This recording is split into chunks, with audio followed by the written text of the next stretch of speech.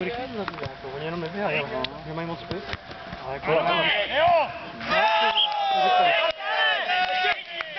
Ale, ještě mu bych poděkoval, řekni prosím. Jen jsem přišel na pasu. Co tady děláš, ty vole? Vypadni, ty vole! Co to je? On může, tamhle je Lajda, jo? Jak to, že hraje? Kdyby jsme prohráli, tak Nemají náhradníka, že? na hostování se. Ty vole, jak na hostování? Postavíme se tam máš s Bčkem, normálně ultra tým. Nebreč. Aspoň začneme hrát.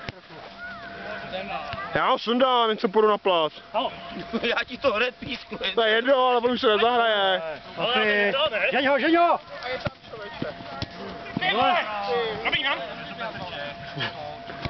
To je trošku unfair, ne? No záčko ne. No teď hrál, ty vole, ještě za jiný úplně město. Hej, sundej ho! Přijde k tobě, no přes nohy, na hrubo.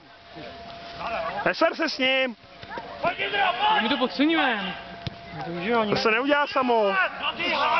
Kde pánové, jeden!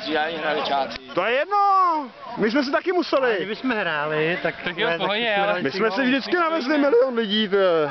Tam běháš akorát ty. Kde pánové, jeden! Pojď!